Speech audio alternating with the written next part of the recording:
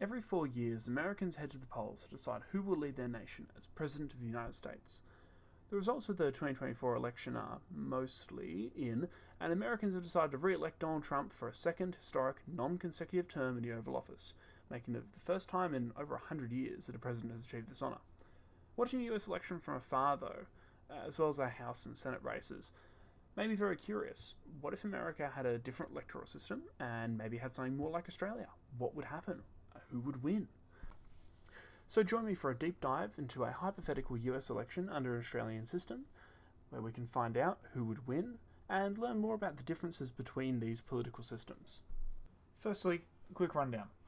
I'm sure that you've all heard about the US electoral system before, but I'll just go through the basics. You've got a House of Representatives, that represents people with seats distributed by the population. You've got the Senate, that's representing the states, and each state is receiving 2 senators in the US. And then you have the Electoral College, which is complicated and chooses the presidents and sees someone else's coverage of that. It's about the same for Australia. The House of Representatives represents the people with seats distributed by population. The Senate represents the states and the territories, with states receiving 12 senators, and each of the included 2 territories receiving 2 senators of their own. And that's where things get weird. Australia is a monarchy. As a result, we do not have a president. We have the King of Australia, Charles III, who deputises the Viceregal Governor-General as his representative. The main job of the Governor-General is to appoint the Prime Minister, who is the head of government in Australia.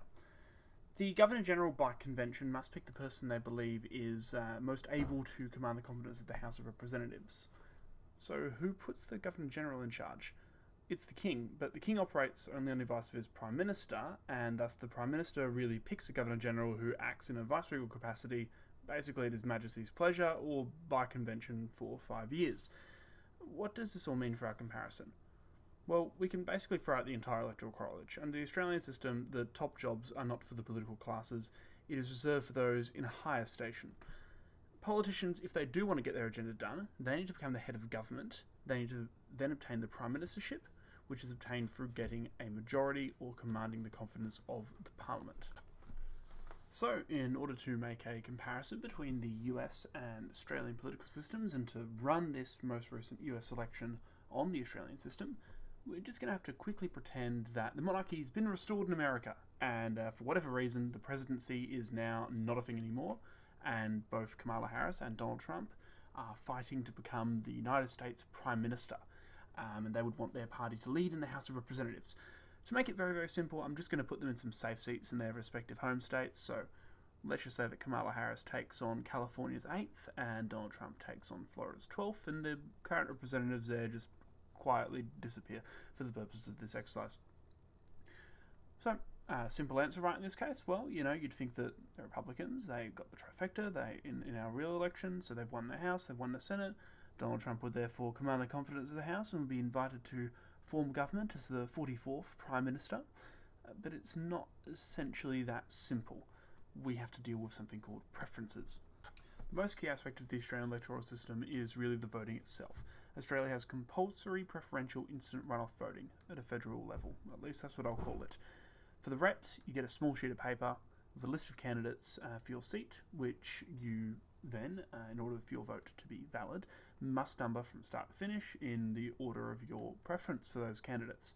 When the votes are counted, which you can actually see if you register as a scrutineer in Australia, they will pile the votes up by first preference, and then they'll instantly do a runoff election between the top 2 candidates who got the highest vote share. So the votes that originally went to those other candidates didn't quite get enough of a share to win, will be based on the preference of the individual voter on each of those ballots, placed on the piles of the leading 2 candidates, the 2-candidate preferred basis. So, in short, what you see in America with that gap between the Republicans and the Democrats, those votes go to independents, Greens, Libertarians, that are sometimes called wasted votes, they would actually count under an Australian system. A similar thing also happens in the Australian Senate, but I'm not going to go into that here. The only thing you need to know is it's preferential, that there are quotas, that there is a line, one can vote above or below said line, and the actual voting ballot you use to put your Senate vote in is sometimes referred to as the tablecloth due to its immense size. Instant runoff isn't a foreign concept in the US. Maine uses this method to elect their federal politicians, and we also have non-instant runoff that you can see in states like Georgia. Coming back to our US House and Senate races, this means we've got to count the third-party votes and distribute them around on a two-candidate preferred basis. So I've gone to the trouble of calculating a result in every seat for you. In seats where the candidate got over 50% of the vote, preferences aren't going to matter, and the results are going to stay the same. Overall, in this US election, most of the races were decided on what we in Australia would call the primary vote, which is a candidate getting over 50% of the vote outright. Out of the 435 seats in the House, only 7 are left undecided on the primary vote. In the Senate, the races are generally closer, and we've only got 4 seats that would remain undecided on the primary vote out of the 100 seats in the Senate. So this is where things get both very quick and very dirty. For all of these races, I've had a look over the policy platforms of the various candidates, and then I've just categorised them based on my opinion of them being left, right, or centre, and then sort of divided that into the Democrat or Republican camps accordingly, as the assumed preference flows for those votes. I've made one exception to this rule. The Libertarians, I have assumed a 75-25 split, favouring the Republicans due to the party's mix of that social liberalism and fiscal conservatism. I've also considered the votes for anything like none of the above or write-in to just be informal, because under the Australian system, votes like that would not be counted. Alright, well let's get into it then. So for the Senate, we've got 4 races to call, and we'll go in alphabetical order. In Michigan, we've got a 6-way race between a Democrat, Republican, Libertarian, Green, US taxpayer, and natural law candidates. This race has been called for the Democrats by the Associated Press. The Greens vote, being of the left, find themselves in the Democrat camp, helping out Alyssa Slotkin. The US taxpayers are under the Constitution Party, which is quite right-wing, so thus they would go to help out the Republican Mike Rogers. I could not place Doug Durham politically, so I've just given him the 50-50 split, so his voters would go either way, and have distributed the Libertarian votes as previously noted on that 75-25 split. So our final result in Michigan is that we get very, very close, but strictly following the methodology, Alyssa Slotkin is elected by 4,369 votes. So that would still be called for the Democrats there. In Nevada, we've got a 4-way race. This time our additional candidates are the right-wing independent Janine Hansen and a Libertarian. So eliminating all those none of these candidate votes as informal, we'll distribute the right-wing independents' votes over to the Republicans and the Libertarians as previously described. This gives us a decidedly different outcome in this race, and it would actually flip to the Republicans and would see Jackie Rosen lose to the challenger Sam Brown under a hypothetical Australian system.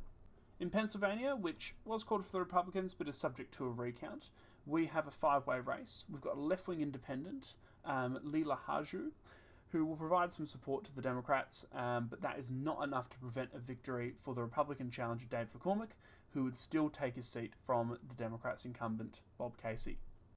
And finally, over in Wisconsin, we've got a 4-way race, and again, we're dominated by those right-wing independent candidates. In this case, both the Independent and America First candidates' voters would likely preference the Republicans, and that would actually flip the state, meaning that Tammy Baldwin would lose her seat and the Republicans would be successful in Wisconsin under the hypothetical Australian system. So how would this impact the Senate overall? Well, the Republicans won 52 seats on first preferences, which would give them the majority. However, this result would be worse for the Democrats, with 2 seats that they won under the US electoral system, flipping to the Republicans under a hypothetical instant runoff election. It would actually leave the Republicans with a 5-seat Senate majority, which is bigger than they currently have. However, under this hypothetical system, the Senate does not make a Prime Minister. They merely can frustrate and annoy the Prime Minister with their amendments and other requirements for bills. So we have to look at who commands the confidence of the House of Representatives. So to see who commands the confidence of the House, we're going to distribute the preferences on the 7 seats left undecided between the major parties. Let's start with Alaska's at-large district. We've got a 4-way race here. We've got the Alaska Independence Party, 2 Democratic candidates, and a Republican. So at the moment, the second Democrat, Eric Hafner, is taking a full percentage point of votes away from the incumbent Democrat, Mary Patola.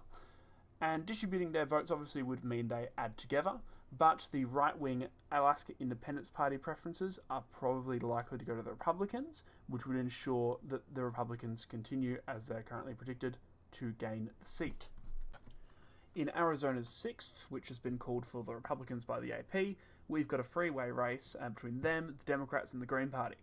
In this case, I'll predict that by a very slim margin of 905 votes, the Republicans would likely lose this seat that has been called for them, off the back of the Democrats picking up those Green preferences.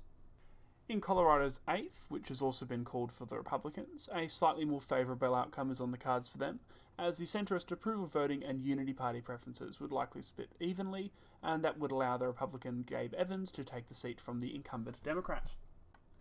Over in Maine's 2nd district, the Democrat candidate didn't reach 50% due to write-ins, and in this case, if write-ins are counted as informal, they will have just won on those first preferences, so there's no change here. If we go over to North Carolina's 1st, which has been called for the Democrats, despite Tom Bailey's claims of spoiling the election for the Republican candidate, Don Davies would still retain his seat if Tom Bailey's votes were distributed according to my assumptions. I will note, however, that there is an argument to put all of Tom Bailey's votes into the Republican camp here, because he ran on a campaign calling the Republican candidate a rhino, Republican in name only, and not a real conservative. Either way, I'll keep my assumptions consistent and I'll just put this seat over in the Democrat camp. And over in Ohio's 9th, which has not yet been called but the Democrats are ahead, we'd see the reverse of the Arizona situation, with the preferences distributed from the Libertarian candidate likely to favour Derek Merrin, and then he would go on to defeat the incumbent Macy Captor, which would flip the seat from the Democrats to the Republicans. Finally, in Oregon's 5th, which has been called for the Democrats, we have a 5-way race. In this case, it was split between the Libertarians, the Greens, and independent candidates. On the whole, however, once the preferences are distributed from these parties down, it would favour the Democratic challenger, and the Republican incumbent is likely to lose her seat. And with this all said and done, where do we stand? So on preferences, the Republicans have picked up 3 of the 7 undecided seats, with the Democrats taking the other 4. 2 of these seats would likely flip, those being Ohio's 9th and Arizona's 6th. But what does this look like in the House? Well, we've got a very evenly split House with a 3-seat Republican majority. So in this alternative universe election, Donald Trump would seem to command the confidence of the House and would be invited to form government as the Prime Minister of the United States. While the overall result isn't a big change from the real world, we would still see a Republican victory. It is interesting to see how this different voting system would impact those races, particularly at a local level. Building on that, there are a lot of limitations to this, but there are 2 key aspects which I'll go over. Firstly, Australia has mandatory voting. Since 1924, it has been compulsory to vote in Australian elections, especially at the federal level. This drives a far higher turnout in Australia than what we see in the US. Voting is seen as a right and a responsibility, and the practice of mandatory voting does actually enjoy a majority level of support in the Australian population, generally polled at around 70%. This makes elections, campaigning, and the whole process extremely different between the 2 countries. It's less about getting your voters out on election day, because everyone has to vote anyway. This has strong long-term influences on the type of politics that we see in Australia, but that's a story for another time. Secondly, the entrenched preferential system has led to far higher minor party vote shares than in the US. Major parties win elections on surprisingly low primary vote numbers. In 2019, the Liberal National Coalition won the election on 41.44% of the primary vote, but in 2022, Labor won an even lower 32.58% of the primary vote.